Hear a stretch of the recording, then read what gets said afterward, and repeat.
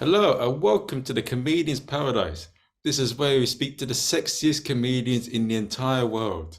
And today's guest is the brilliant Xavier Rossey. He runs a comedy club in Brussels. He is a man who has the voice that could seduce an owl. Please welcome Xavier Rossey. Nice to meet you, and thank you for having me on the show. So first of all, I'm not a comedian, man, just a promoter. Originally, I'm a musician and also a writer, but in investigation stuff, but not in comedy. So, but yeah, comedy came by accident in my life, like yeah, 2011 or so. I was organizing events for the expats crowd in Brussels, and once someone said, "Well, why don't you book some stand-up comedy? There is a show in Antwerp." So then I got in touch with the guy, say, "Okay, do you want to come to Brussels?" And we did yeah, a small show in an Irish bar and passing the hats, and that's how it started. This guy, I have never seen a comedy show in my life before I started organizing comedy, actually. So just was totally new to me. And I started working with a guy named Joe Egan. He promotes shows in Scandinavia. So he's Canadian and based in Sweden.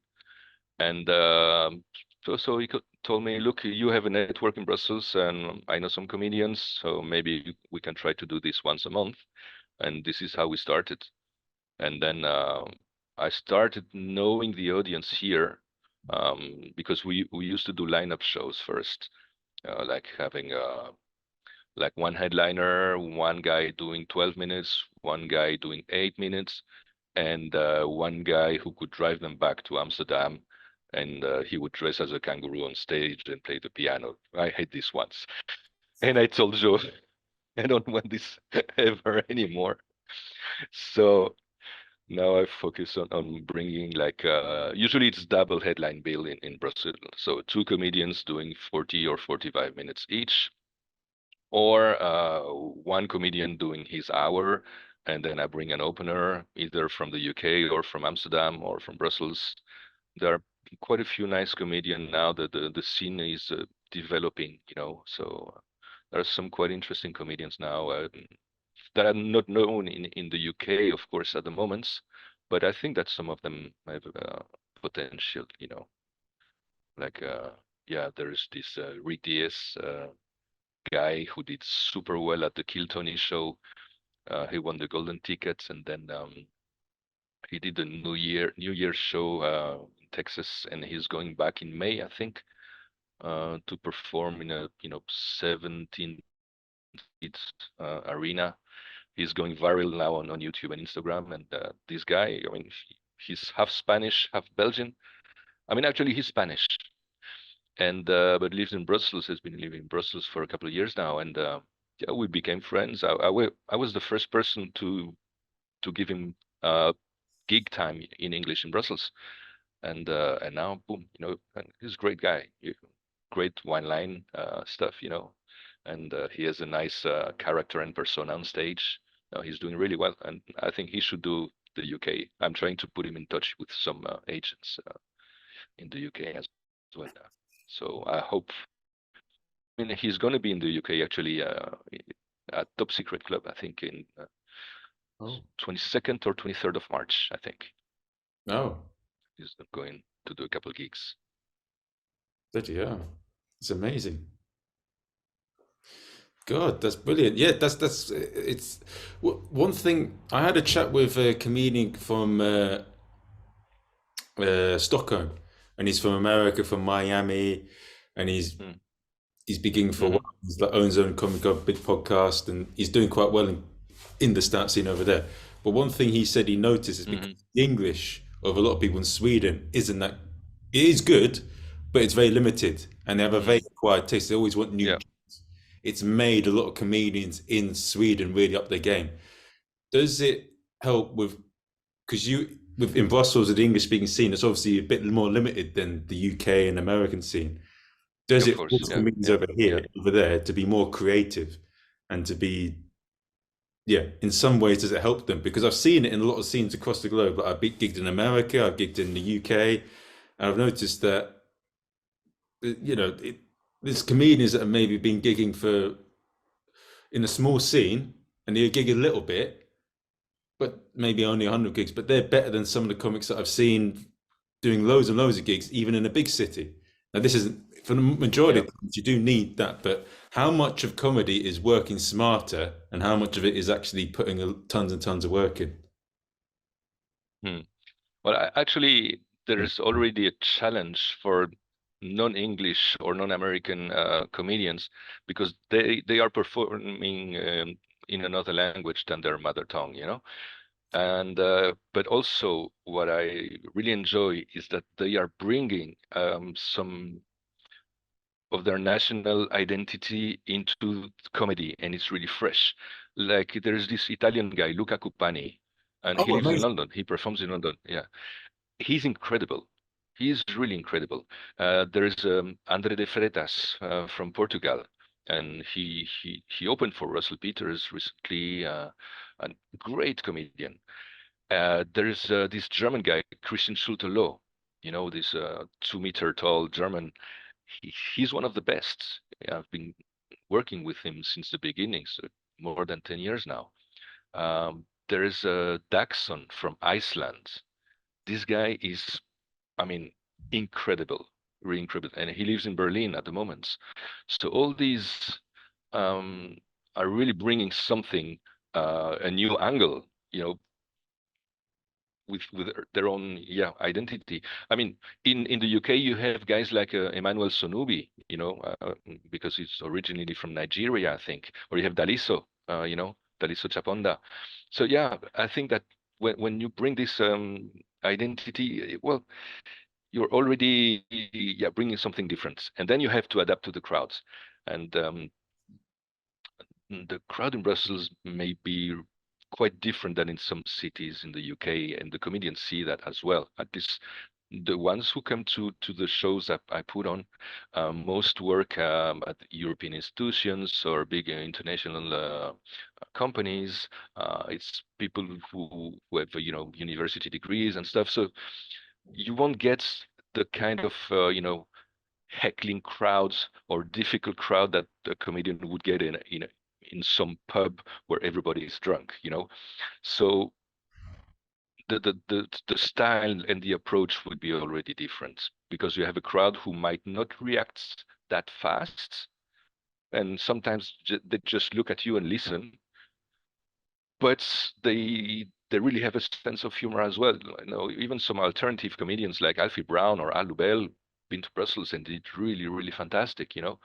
Although in some other places, Alubel would totally bomb because no one would understand his his style, his persona. You know, I mean, he's really a character.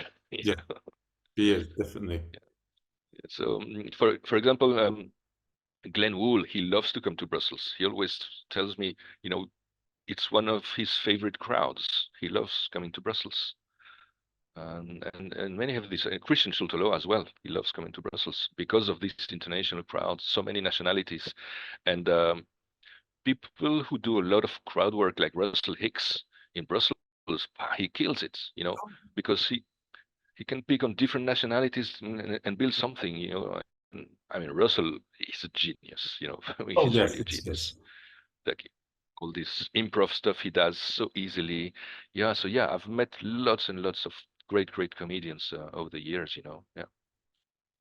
So, It's a real gift he has. I mean, he said that he started doing yes and to get the improv, but yeah, it's just incredible. I've not seen him for mm, a while, but I mean, I think he does a lot more jokes now than he used to, and he's always got that in his locker. But his mainstay is just he improvises and does crowd work, and it's incredible mm, like how he's able to do yeah, it.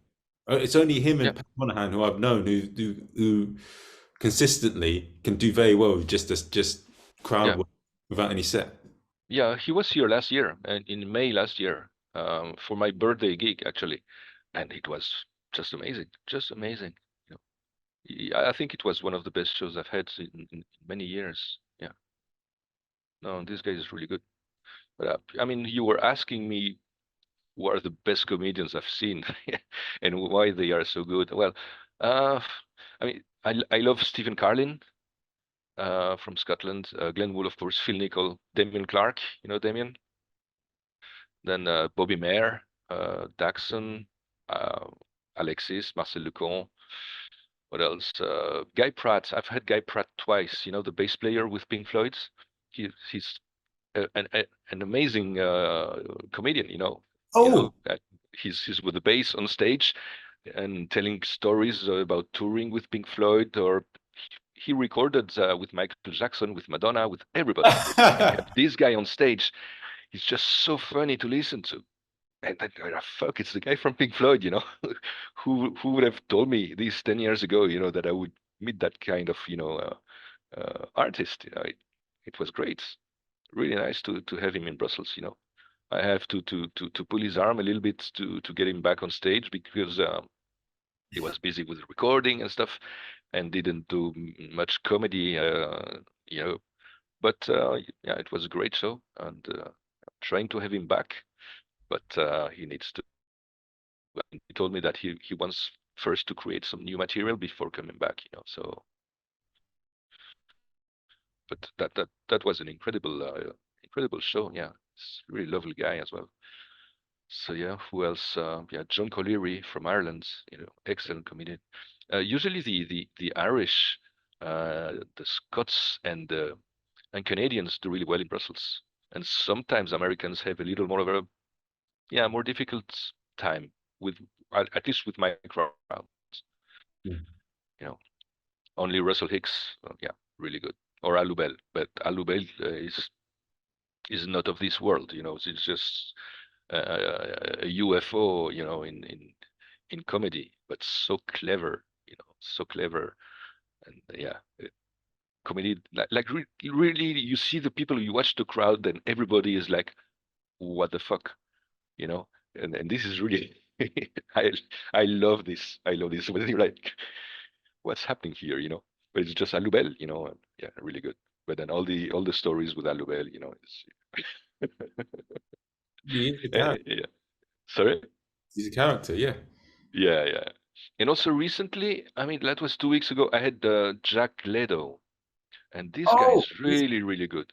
He did really well. Yeah, I'm bringing him back in July, I think.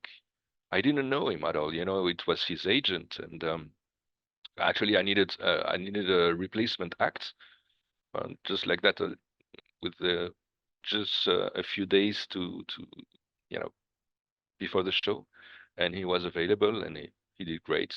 Really, really nice comedian as well. Yeah. So yeah, I think that quite many comedians who, I mean, once they done Brussels, if they do good, I put them in contact with other promoters in Europe as well, and so they can start,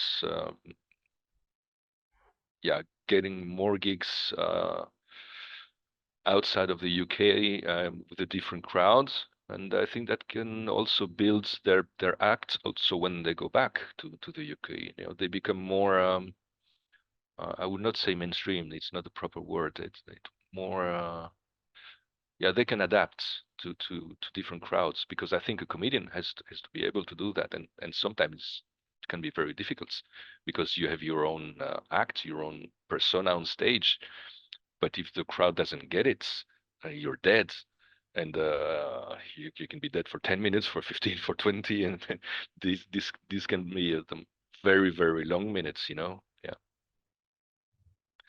Hmm. yeah. There's a lot. Do you get any comics from America, or is it mostly from UK and the rest of Europe? I will have John Hastings in October. I think he's from Canada, I think, right? From America, I didn't get many. Um, because usually would be like these really well-known comedians that come over, and then they do bigger venues with bigger promoters, and actually, I don't know why, but the Americans sometimes, for me or for my crowd, I think that they would not do as well as European or UK comedians. Hmm. Um, I don't want to generalize, but sometimes I think that American comedians, just by talking loud or saying curse words, would think that shocking is funny. And with an educated audience, it's not. So with the audience I have, sometimes it just doesn't, you know, doesn't work. But I've had a few Americans who are really nice. But yeah, but sometimes I've been offered some like really big names. I said, yeah, no. But if I tell you the names, it would be like, what? You said not to this guy, but it just would not work for here, you know. Mm. On the contrary, Australians or New Zealand, like Damien Clark, but I mean he lives in Dublin, but Australian comedian, excellent. There is a guy in Amsterdam. His name is Bob McLaren, and he's a Kiwi. He doesn't perform much anymore, but he is brilliant. And I will have Luke Kidgel. He's coming in August, and I was totally amazed because I don't know him. So his agent, who is the brother, got in touch with me saying, "Hey, we're doing a European tour in August," and I'm like, "Wow, August, summer, everyone's gone in Brussels."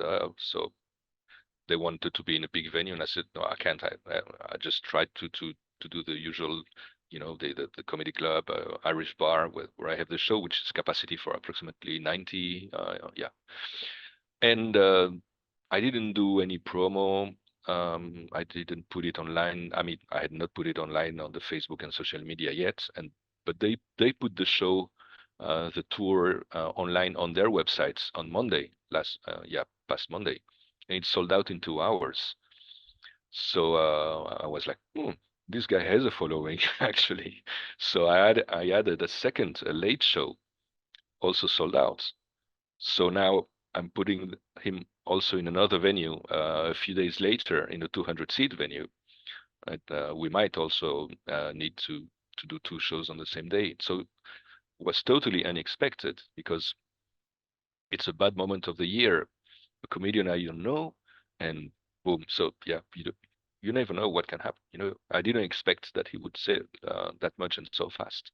So Mm. sometimes you have, and sometimes you have like a really, really famous comedian, and it doesn't sell as you would expect, and you do a lot of work for promotion. You know, I had this a couple times, and so what I realized, and what many comedians or promoters realize here, is that sometimes it's not the name of the comedian that will bring the crowd, because mm, most they come to a comedy show to enjoy comedy. They don't specifically know the comedian. I mean, sometimes they do, and they would come for that person, but that would be like maybe 10% or 20% of the audience. But most of them, they know there is a comedy show, and they would come anyway because they know that usually they have good time. So sometimes I get agents saying, "Oh, get this one for that fee," and I'm like, "I can't offer that fee." "Yeah, but he's really well known," and I'm like, "Yeah, but that doesn't change anything. I can sell out with someone else for and make for better numbers for me, you know." Uh, and also, like I told you about these European comedians, some of them are doing really well, and the people love them because they have all these uh, not cliches, but these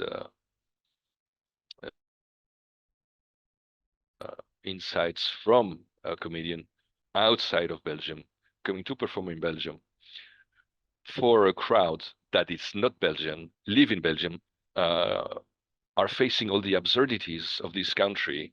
So they have fun with this, you know, because a comedian would put them back facing their everyday life. And because some of the comedians who know Belgium or live in Belgium, they know how it works, or better say, how it doesn't work in Belgium. And and then you can have fun with this. Yeah. Mm. It's mm. What is it the fact that these big name comedians aren't known in Belgium? That's the main reason. And like there's certain like with a big social media following Yeah. it. Yes. Some of them, like there is one super big in the UK, like one of the most viewed on TikTok, and I've put him in 200 and so seats. I mean, it's all okay. It was 160, but the attendance, but or 170, but I was expecting to really sell out completely, and because previous time I've seen him in Brussels, he was performing in a bigger venue, didn't sell out, but the guy in the UK is really big. Mm. So yeah, you don't know. But on the other hand, um, Michael McIntyre did two shows in Antwerp. In a The arena was like, I don't know, 20,000 people or so, or more. So Whoa. you never know. You never know. Mm. Michael McIntyre is Michael McIntyre. He's the biggest Exactly. Yeah. Yeah. Yeah. special beast. Yeah. But what's your process for like getting audiences and then keeping them? Because like I mean, it's so easy to lose an audience member, but it's Oh much yeah. harder to One get. bad show. Yeah. And, Yeah. yeah. Well, mm, it, I think it can depend on the venue as well. I use a venue where, it's really nice Irish bar. It's called the Black Sheep in Brussels. They have great burgers, great service, great gin and tonic. So you already, you're in a nice atmosphere, and uh, and the crowd, they, they like the venue. They also like the shows, and you have to be consistent and offer the same quality um, with the comedy you offer. And I think that this is something you learn by doing showings and getting to know your audience. I always many have become regulars and they come to almost every show when they can. And sorry, when they don't like it, they will say, "Oh, I didn't like this one, I didn't like this and that." So then I can fine tune my screening. For me, a comedian to perform here, we need to be familiar with an expat audience and familiar with the other references, and yeah, I think that's quite important. And also, I mean, once, but that was years and years ago. I had a comedian, a very famous one. I won't name him, but he was completely drunk even before starting the show. Whoa. And yeah, he arrived in Brussels. He was completely drunk already. Actually, he arrived so late. He missed the train. No, no, he didn't miss the train. He met some people in the train from London to Brussels and said, yeah, yeah, they were switching trains to go to France. So I helped them with the suitcases. So I got in the train with their suitcases and the doors closed. So I found myself in Lille instead of Brussels. So he arrived in Brussels and ended up in Lille in another train. So he had to come back. And he was already, yeah, drunk when he arrived. So he went on stage. A couple people started to leave. And luckily, I had the MC and opener was Paddy Lennox, who's excellent comedian. And I told Paddy, look, please just get him off stage and finish the show. And he saved the evening. Paddy saved it. It was really great. But I mean, that was, I think, maybe 2014, 2015. That's the only bad experience I've had. I mean, sometimes one comedian would not go as well as you would expect, but I think I never had like a bad show. Once a funny thing, I put on a German show, with Christian and with another guy called Otto Kunnel. So they did a show in English, and the day before they did a show in German, and only I think 6 people showed up for a show in German. Then we'll say about German sense of humor, but yeah, apparently maybe there's an issue. But I've, yeah, I've organized shows in Spanish, in Slovak. I had 2 shows in Slovak, totally sold out. I had Magnus Bettner doing a show in Swedish. I mean, he's really big in Sweden, really big. I had Ismo Lekola. Um, that was 2006, 17, I think. So he did 3 shows in Brussels, one in Finnish and 2 in English, and all sold out. So yes, sometimes I put shows in a native language, and it works. Yeah. Hmm. And there are some shows in Spanish going on in Brussels, and from time to time in Italian as well. Yeah. Hmm. Yeah, that's true. Did you get my message that I put? Say yes or no. Sorry? I put a message. Did you Let me check. in the chat? Sorry, no, never mind. I was just like, Okay, I didn't.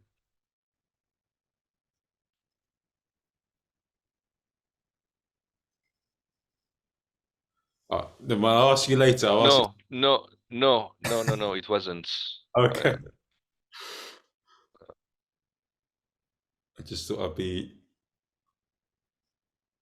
Oh, okay. Yes, I'm not surprised. I've heard that before, but I've heard lots of things about him doing that. Yeah, he does that a lot. Yeah, yeah, yeah, yeah.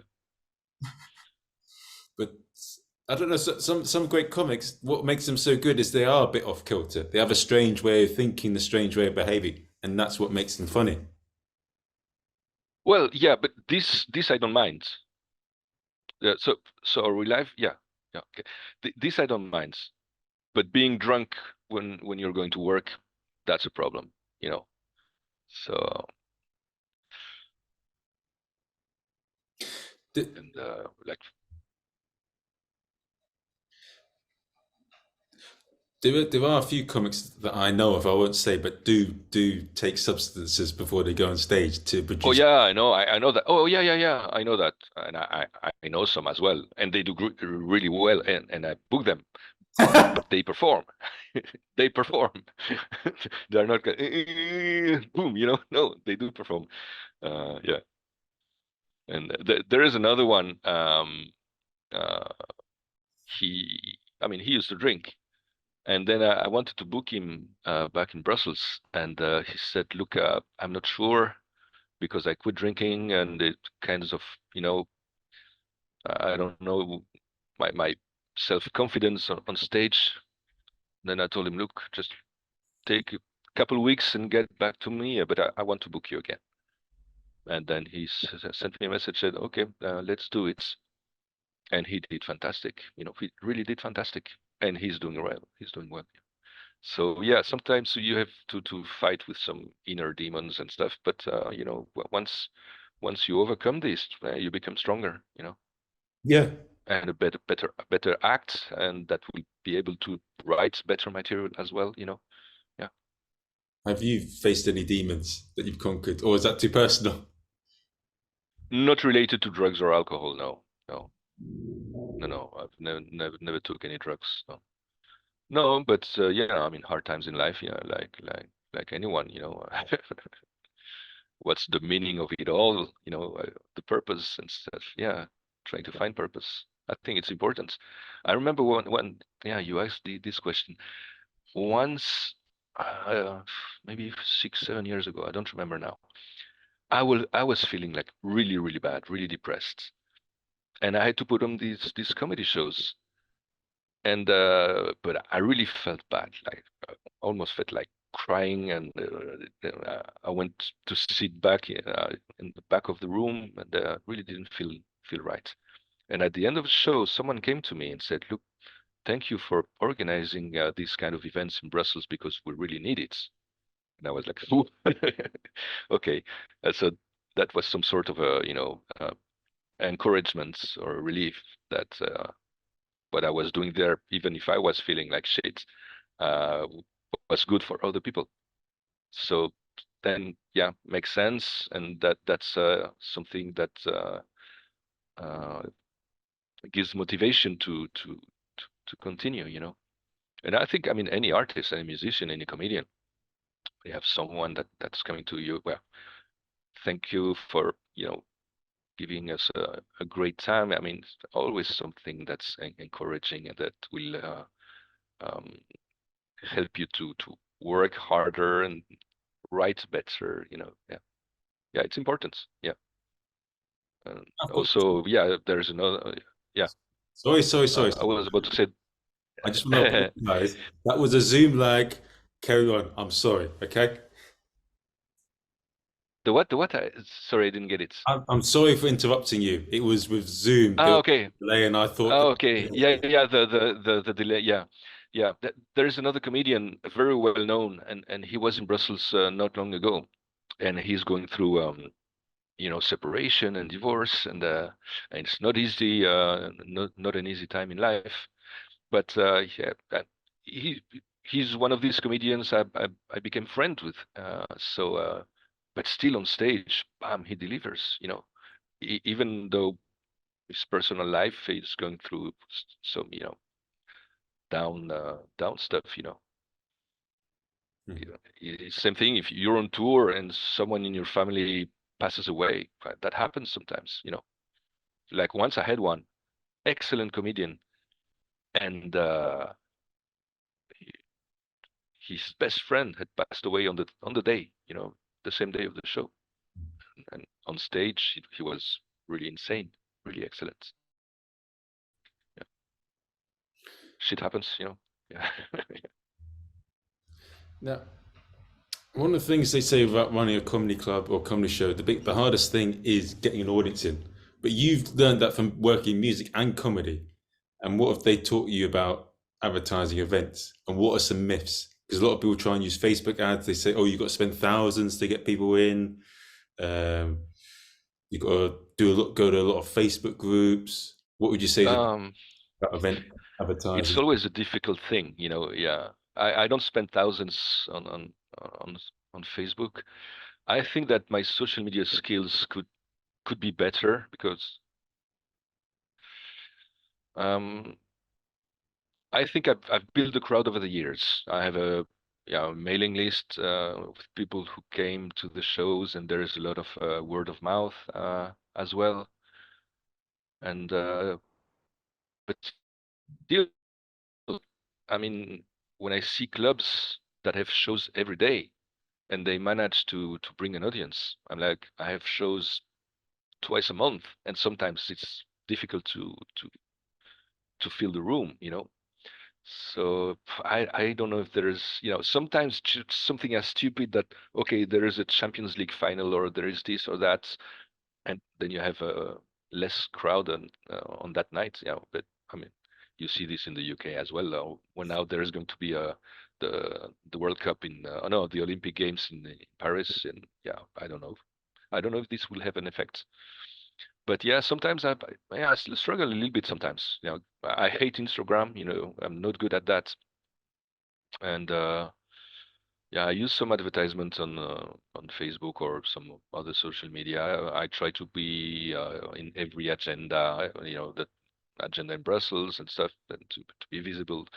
Contact some expat groups or meetups, and yeah, it's difficult because I have a show next Tuesday, and so far I sold 8 tickets only. So there's no rule, and sometimes you have like a pre-sale of 8 tickets, and then on Monday and Tuesday, bam, bam, bam, bam, you sell 50 or 60 tickets in a couple of days. There's no rule. Especially, it's not like these big names where you have to book month in advance because it will sell out. No, they're like, okay, we'll see what we do on that day, and maybe we'll go to comedy. So sometimes it's a little more difficult to bring the crowd. Yes, yeah, indeed. Yeah, but I tried uh, being consistent in the quality you offer. I think that's the most important thing. Yeah. So whatever the comedian, um, yeah, whoever the comedian is, the people know they will have a good time. And I always try to book two comedians that have different style. So maybe one will please more to one part of the audience and the other one to the other part of the audience. So I think that's also important. And the reason also why I prefer doing these longer beats, like minimum 25 minutes for an opener, or this double bill 40 or 45, is that in a lineup show, when we had these, you see someone going on stage for 5 minutes, and just the moment you start getting into this comedian and getting into his world, if you say this, yeah, he's already off and there's someone else. You have to readapt as an audience to someone else. Maybe you were already enjoying this first comedian, say, oh, I would have like a few extra minutes, and so you just get used to one style, one comedy, bam, he's gone, and there is another one. And I prefer, there's just personal taste and maybe my audience as well, to have someone who can start developing a story, who can start developing his character, and he takes you in this journey with him, and you cannot do this in 5 minutes. So yeah, it's a different style, but I think that for the audience here, it works. But sometimes I do try this, like I will have this Rick Diaz, uh, and he will do an hour, and then he brings like two or three of the comedians from the Brussels scene, but comedians who do perform in English as well. And it will be like Rick Diaz and friends. I went to see him in Rotterdam, and it was just a brilliant show. The openers he picked were really great, even for like 7 minutes or 8 minutes or so. But they did fantastic. So I want to have them as well. I want to give them this opportunity to perform in to to have more English speaking show that they can perform in. Yeah. And how did your life in music prepare you for a life of being a comedy promoter? Knock knock. Um, I don't know if it really did prepare me for this. I used to be in the organization of some concerts, like even a big festival where we had Scorpions headlining. But this is a totally different thing. Um, I, I was more into heavy metal music, hard rock and heavy metal. So um, yeah, organization. I mean, it's hard to say, different events, different sizes of rooms, different people. But trying to be organized and trying to to know your crowds, to know your fields, and okay, I'm good at organizing this kind of event. I like to have sometimes also some events that have a different style, a different angle, and sometimes this can be my strength. But some other events, I would think maybe I'm not qualified to organize this because I don't know the crowd, I don't know the city. But usually, yeah, I do well with organizing. I mean, I've organized shows in Bulgaria, in Scandinavia, in south of France. We did the Côte d'Azur, huh? So Monaco, Nice, Cannes, and Antibes. And I took comedians like Bobby Mayer over there, like Christian Schultlow, I think Sean McLaughlin as well. And every month we would go for a week in France and and do these four cities. Also did Bulgaria with Alubel. Uh, with Alubel in Bulgaria, that was an adventure. You could film a movie with that or a documentary. It was funny. Um, yeah, there is no. I don't think there is a set rule. That's my personal feeling. I didn't study to be a promoter. I didn't study to do that. I just studied music.